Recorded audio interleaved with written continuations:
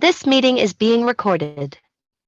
Amigos de Radio Victoria, Ojo con Eso Televisión, en esta nuestra alianza hemisférica con Benamérica y con la Escuela de Gobernanza Benjamin Franklin, vamos a conversar hoy de nuevo, como todas las semanas, con el profesor Raúl Ochoa Cuenca en su segmento de Polo a Polo.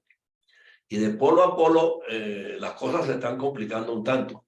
Yo no voy a hablar hoy comenzando de América Latina porque de repente lo podemos tocar en forma soslayada, pero ahorita el punto básico es en qué va a parar la confrontación Rusia-Ucrania, porque las Naciones Unidas están tomando algunas partidas al respecto. Probablemente sean sanciones que no trasciendan, pero puede ser que también en algún momento dado se acentúen las tomas de decisión, porque Putin sigue empeñado pues en que él no lo para nadie. Y algunos ya llegan a catalogar esto pues como una cuestión obsesiva y casi demencial, porque o sea, casi todos los países del mundo están haciendo esfuerzos para que Ucrania tenga con qué defenderse, no con qué agredir. Pero Putin quiere agredir y no sabemos hasta qué punto pues la defensa de Ucrania puede complicar más las cosas. Así es. Entonces me gustaría que habláramos un poco de esas decisiones en los organismos multilaterales. ¿Cómo no? Bueno, de una parte hay eso que usted está mencionando, que es muy importante. La Asamblea General de las Naciones Unidas y los organismos especializados han tomado una serie de decisiones con respecto a la agresión de que es víctima un país miembro de las Naciones Unidas por otro país miembro de las Naciones Unidas con una gran responsabilidad, porque la Federación Rusa es uno de los 5 miembros fijos, perennes del Consejo de Seguridad. No se olvide que el Consejo de Seguridad, su función primordial es el mantenimiento de la paz en el mundo. Y aquí se ha dado el caso desde hace exactamente un año, hoy 24 de febrero, que uno de sus miembros perennes del Consejo de Seguridad, encargado, repítole, del mantenimiento de la paz, agrede en forma, yo diría, en forma realmente gravísima. Sí, gravísima, de una forma realmente sin ningún freno a poblaciones en muchos momentos inermes e indefensas, como es la población civil.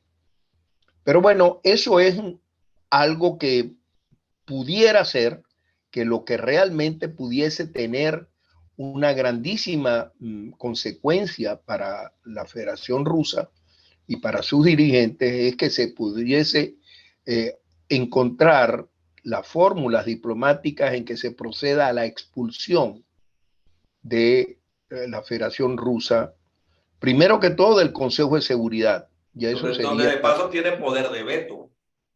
Porque tiene poder de veto, sí, pero los legisladores que actuaron en la redacción de la Carta de las Naciones Unidas previeron algo parecido cuando dicen que este Consejo de Seguridad, sus decisiones y en caso extremo sus miembros pueden ser, sus funciones pueden ser decididas por la Asamblea General. Okay. De manera que soluciones podrían desde el punto de vista jurídico también existir. Pero yo quería hacerle referencia hoy, si me lo permite, distinguido doctor Lares, a lo siguiente. Pareciera que, primero que todo, como lo dijo la prensa oficial rusa, la visita del presidente Biden fue realmente, como dirían, un golpe a la mandíbula en el argot boxístico que le dio Biden y el mundo occidental, siendo Biden el líder del mundo occidental desde el punto de vista de la fuerza económica y militar, a Putin y a la Federación Rusa. No se lo imaginaron realmente. Primero que todo. Segundo, eso trajo como consecuencia que, o mejor dicho, ha continuado con sus usuales amenazas de la utilización del el poder atómico. Pero aquí hay algo que ocurrió. La primera fue me salgo, rompo relación con el pacto. Sí, a eso vamos. Lo primero fue que tomó 2 decisiones el presidente Putin eh, una más grave que otra, pero ambas de gran repercusión pudieran tener. Una que denunció desde el punto de vista jurídico, no se dice, no se podría, el adjetivo no es que renunció, en este caso, o para decirlo en palabras más, sí, renunció, no hace parte, denunció al pacto del START, que es un tratado de limitación de armas nucleares. El START 3 lo fundaron cuando Medvedev, su hombre de confianza, era presidente de la Me está congelando su República imagen. hace Se me congeló momentáneamente su imagen allí. Cuando Medvedev hace 14 años firmaron ese acuerdo el presidente Obama y el presidente Medvedev. En este caso, lo que al denunciar este acuerdo, este tratado, porque lo puede denunciar una de las partes, simplemente ya ni Rusia puede controlar en situ el armamento nuclear americano, ni los americanos pueden controlar in situ el armamento nuclear de la Federación Rusa. Esto que no es que eso sea algo realmente, es una amenaza, no, es un paso más hacia crear un ambiente cada día menos seguro para el mundo, para el mundo. De otra parte, hubo la semana anterior la visita del canciller Blinken a la República China, pero inmediatamente el día después que el canciller o el secretario de Estado americano abandonó Pekín, el ministro de Relaciones Exteriores, que fue quien atendió al canciller americano en Pekín, obviamente, voló a Moscú para entrevistarse con el presidente Putin. Eso realmente es una forma de decir, mira, estamos realmente en una posición mucho más cerca de la Federación Rusa que del mundo libre. Es lo que podría leerse con esa visita inmediata que le hizo el canciller chino a la Federación Rusa a Moscú. Eso por una parte. Lo otro fue que, y para concluir lo de la denuncia del tratado de limitación de armas nucleares, eso como no, es algo que tiene repercusión, pero estando en la situación que estamos hoy día, pues no creo que conlleve mucho más de ahí.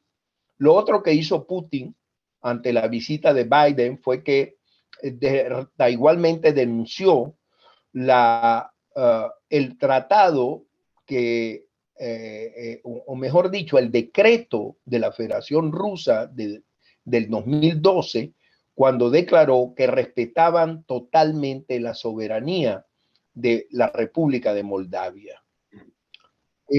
Realmente eso pudiese ser como decir, atención que también te voy a invadir, pero no va a ser tan fácil o tan sorpresivo como lo hizo con Ucrania, porque aunque lo decía, el mundo occidental no creía, y el primero fue el presidente de Ucrania que no creía cuando la CIA y el organismo de seguridad británico conocido como M16 le advirtió meses antes que iba a ser invadido, inclusive casi con una fecha exacta. En este caso, Moldavia está prácticamente, es una península, es una parte integrada de Rumanía. Rumanía es parte de la NATO y parte de la Unión Europea, del mercado común europeo. De manera que yo creo que si decide el presidente Putin dar este paso de invadir Moldavia, creo que pudiera ser definitivamente el anuncio del inicio o de la consolidación para algunos otros de la Tercera Guerra Mundial. De hecho, no se olvide que es una confrontación bastante universal, porque no es un secreto que recibe municiones y cohetes de artillería de la República de Corea del Norte. No es un secreto que está involucrado totalmente y la República Islamista de Irán, ¿no? No es un secreto tampoco que reciben algo no letal, aparentemente, de parte de la República Popular China. Y tampoco es un secreto que todo el armamento que recibe la República Independiente de Ucrania viene del mundo occidental. En este caso, este primer aniversario nos trae como noticia que los países de la Unión Europea en los próximos meses le entregarán algo así entre 280 y 320 tanques de procedencia, sí, los Leopard. Leopard 1 y algo, unos 60 Leopard 2, que son tanques de guerra que en teoría los analistas y los expertos en este tipo de confrontaciones sostienen que podrían ser decisivos, por lo menos para seguir deteniendo el avance de Rusia en Ucrania. La verdad es que desde hace un año lo que tienen son 600 millas, unas provincias que el borde con Bielorrusia o con Rusia no llega ni a 600 millas, 1100 kilómetros. De manera que el avance de ellos hasta ahora, como podemos ver, ha sido infructuoso, ha sido infructuoso, infructuoso y sobre todo muy triste, porque analistas y expertos sostienen que son más de 150,000 jóvenes rusos que han muerto en esa. Exacto, sí, ha sido un sacrificio para ellos, más bien. No nos olvidemos que los rusos son expertos en esto, ¿no? Los rusos perdieron 22 millones, o los soviéticos, en la Segunda Guerra Mundial. Mire, pero eso es una cifra enorme. Sí. 22 millones de seres humanos perdidos en una confrontación. Varios países pequeños, varios países pequeños enteros en población. Por ejemplo, en Latinoamérica. Sin ir más lejos, es la población actual de Venezuela. Por ejemplo. Sí. Así es. De manera que el proceso de que se inició hoy hace un año da la impresión que continúa caminando hacia un futuro muy incierto. Aun cuando la China públicamente sostiene que no intervendrá y que no, por lo tanto, no será un suplidor de armas letales a la Federación Rusa, pues la capacidad industrial de Rusia, como todo, cuando usted utiliza eso 24 horas. Pero sola no va a dar para soportar una guerra mayor. Exactamente. Por eso ellos, por ejemplo, leía un artículo de un general, ex general, mayor general de Australia, que decía que ellos mantienen esto, no avanzan, entre otras cosas, porque utilizan están administrando sus municiones y su capacidad ofensiva. Y por otra parte, bueno, el mundo occidental ha decidido en forma muy clara ayudar en forma muy clara a la República de Ucrania. Hemos visto también con la visita, sería importante de señalar, que la primer ministro italiana, la señora Meloni, visitó hace un par de días, unos 3, 4 días, no solo Kiev, estuvo también en Bucha, que es algo así como será recordado Bucha como el horror de los crímenes de lesa humanidad, de los crímenes de guerra, perdón, de la Federación Rusa en Ucrania.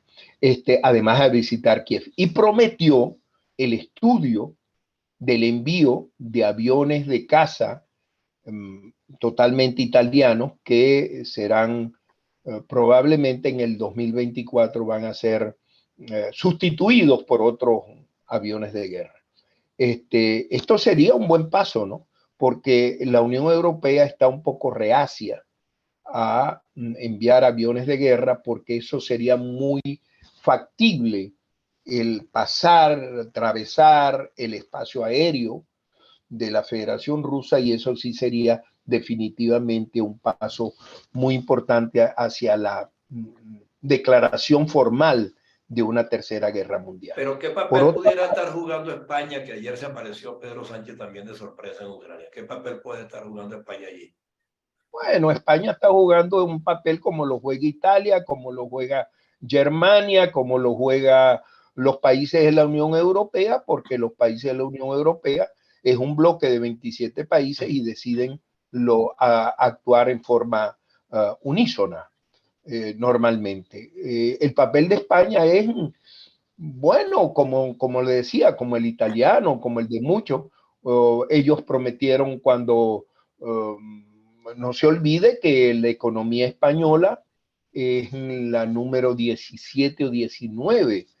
Por cierto, un detalle importante, la economía española es igual a la economía de la Federación Rusa.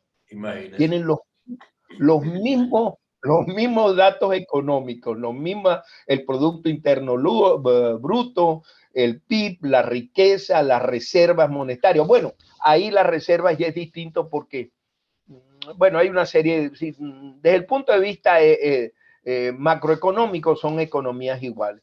Desde otros puntos de vista, evidentemente hay grandes diferencias. Ahora, Entre otros, pero no habría un mensaje cifrado allí, por ejemplo, a los países de habla hispana que tienen a Pedro Sánchez como, digamos, un aliado fundamental ideológicamente hablando. O sea, no, porque es que definitivamente yo no sé si ellos están alineados o no con el PSOE, los países latinoamericanos. Pareciera que sí, algunos de ellos. El caso de Venezuela, por ejemplo. O sea, sí, no es como sí, decirle, no te metas en esto, tú no calzas los puntos para ello. no estoy, discúlpeme, no estoy de acuerdo con usted. No, España actúa como un miembro activo e importante de la Unión Europea. Basta. Es Hasta un ahí. miembro activo de la Unión Europea y tiene que actuar en base a eso, así como fue Meloni, así fue como han ido los primer ministros, el primer ministro griego, el primer ministro de Bulgaria, el primer ministro de Inglaterra, varias veces, inclusive, no solo Johnson, sino también el actual primer ministro ya visitó en una oportunidad. Es parte de un proceso que se vive de la Unión Europea. La palabra lo dice. Actúan en forma unísona, actúan en base a los intereses colectivos. Ahora, evidentemente, doctor Lares, si alguien quisiera de Latinoamérica escuchar me imagino que privadamente le darán un mensaje, el PSOE y cualquiera. De todas formas, no se olvide que el PSOE no está viviendo su mejor momento en cuanto electoralmente se habla, y se dice que las encuestas dan ya, bueno, las encuestas actuales le dan al Partido Popular junto con Vox, el partido de extrema derecha, una amplia mayoría si las elecciones fuesen hoy. Pero bueno, eso es pero en Latinoamérica tampoco ninguno de estos gobiernos está en su mejor momento. Todos están cuestionados, todos tienen sin duda dificultades. alguna, sin duda alguna. ¿Qué papel hacen entonces jugando en alinearse con Rusia en particular? ¿Qué papel juegan ahí? ¿Qué ganamos? Bueno, yo creo que no ganan. Yo creo que todo ha sido bueno, pero no olvide también, doctor, que la guerra comenzó hace un año. Anteriormente, la diplomacia rusa había tejido una serie de relaciones con países, no solo con el de Venezuela, que comenzó con Chávez cuando hizo aquella célebre compra de material militar en el 2005, si no me equivoco. De manera que, por otra parte, no nos extrañe que el presidente de México no esté siguiendo los pasos de la Unión Europea o de los Estados Unidos. No nos extrañe que Petro, igualmente, no nos extrañe que Boric, no obstante que Boric mantiene posiciones muy claras de demócrata, hay que reconocerlo. No es de extrañar que el dictador, que los dictadores como Díaz-Canel, como Maduro o como el de Nicaragua, pues manifiesten abiertamente. De hecho, Anteriormente el presidente Lula dijo que no apoyaba la invasión rusa, pero que tampoco estaba de acuerdo con que el mundo occidental proveyera de armas como lo está entregando a Ucrania. En fin, hay una serie de contradicciones, pero bueno, no nos olvidemos que Brasil tiene intereses, es parte del BRIC. No nos olvidemos que Brasil es parte del BRIC junto con Rusia, que es un grupo de 4 o 5 naciones muy importantes. India, Rusia, Brasil, Indonesia, y no me acuerdo del quinto país miembro del BRIC. De manera que se conjugan, doctor, muchísimos intereses y es muy difícil que haya decisiones claras y precisas cuando los países tienen diversas relaciones, diversos compromisos y diversos intereses y diversas y totalmente distintas opiniones o formas de ver la política, porque no nos olvidemos que todos hacen política, así como lo hace Putin. Claro, pero la política latinoamericana y en particular de Venezuela se ha visto de manifiesto que la alineación es solamente desde el punto de vista armamentista y militar, no provee otra cosa más allá de eso. No, imposible. Bueno, por ahí en forma de chiste, y perdone que lo diga, dijeron que Maduro estaba ofreciendo las milicias para ir a... Bueno, por eso le digo, bueno, entonces sí. Para ir a las milicias venezolanas, que son realmente personas con muy poco, aparentemente, con muy poco entrenamiento militar, a defender a Rusia en el ataque. Por eso es que es un contrasentido, pues, esta alineación desde el punto de vista ideológico, cuando en la práctica tampoco puede aportar nada. Pues. Eso no, esos son, juegan al momento, juegan a intereses inclusive personales, a intereses de dinero personales. No, eso no tiene ninguna incidencia, doctor Lares. Eso es una comiquita. Pudiera ser. Lo importante es estar realmente muy preocupado por la cercanía de este proceso que día a día pareciera, como decía, se acerca más a confrontaciones de tipo más universal. Esperemos que eso no suceda por el bien de nuestros hijos y de nuestros nietos. Ahora, se habla de muchas diferencias a lo interno ya hoy día, después de un año, en las fuerzas militares rusas. La Iglesia Ortodoxa no habló más nunca tampoco. Y hay una fuerza que llaman los Wagner o algo así de rusos que supuestamente son mercenarios que dicen tener 50.000 alistados de presidiarios o expresidiarios que también se están quejando pues de que no les proveen municiones. O sea, eso no puede generar en el interín unas diferencias internas en Rusia que también tenga el traste con las pretensiones de Putin. No, yo no creo. Mire, realmente cuando usted habla, Wagner es una empresa de mercenarios creada por un hombre de mucha confianza de Putin, Prigozhin creo que se llama, y que lo llaman el chef de Putin, porque su fortuna la comenzó a hacer en esto que eran servir comidas a los banquetes del Kremlin, y así surgió una gran amistad desde San Petersburgo con el presidente Putin. No, eso no tiene ninguna, no, son mercenarios que están luchando al lado y les pagan simplemente, son mercenarios que han reclutado en Chechenia, mercenarios que han reclutado en Siria, mercenarios que han reclutado en países árabes, en Irak, en fin, eso no tiene, esos son 40 o 50.000, por cierto, muy aguerridos, porque son muy bien pagados y muchos con muy buena formación militar. Pero eso es parte del ejército ruso, ¿no? Eso no cambia en absoluto, no. Y pensar que los militares rusos le puedan dar, mire, yo no lo he leído, no creo que tenga Putin un peligro de ser sustituido en la presidencia. Honestamente, nunca lo he leído, nunca lo he escuchado. No creo que eso sea factible por lo menos en este momento. Y en los momentos muy vecinos. Creo que eso no es posible. Bueno, el caso es que estamos esperando que la solución llegue de alguna manera y por algún lado, no sabemos cuál es. Se siguen debatiendo las cosas. Vamos a ver qué pasa con los organismos multilaterales, qué pasa con la Unión Europea, si se consolida más el apoyo a Ucrania o no, si llegan o no llegan los apoyos armamentistas. No sabemos. El caso es que el tema es bien polémico, bien determinante y bien crucial en este instante. Y nosotros no quisiéramos vernos envueltos. Ojalá que pues, la conflagración No, eso es imposible. no tome Es estos imposible. territorios.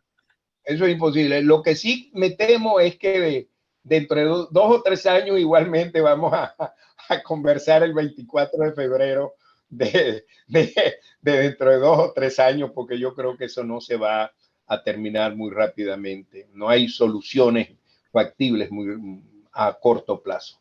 Sí. Porque la derrota militar rusa es muy difícil que ocurra. Y la derrota militar ucrania es muy difícil que ocurra con el soporte que le están dando los países occidentales. Sí, de manera por eso, que yo por creo algún lado tiene que equilibrarse esto de alguna manera. No sé si llegaremos a alcanzar la paz total, pero no la hemos tenido hasta ahora tampoco. Después de la Segunda Guerra Mundial siempre ha habido picos y bajas, picos 6 años. 6 años. Del 39 al 45. Sí, hasta ahí. De manera que fueron 6 años. De manera que, bueno, no sabemos cuánto puede durar. Esperemos que dure menos y que no se utilizan los armamentos que acabarían en pocos segundos con nuestra humanidad. Así es. Bueno, de todos modos, pues estamos pendientes, atentos a cualquier cosa. Si surge algún detalle de último momento que amerite comentarlo, pues usted sabe, me llama. Vamos a la hora. Y conversamos. Estamos a la hora.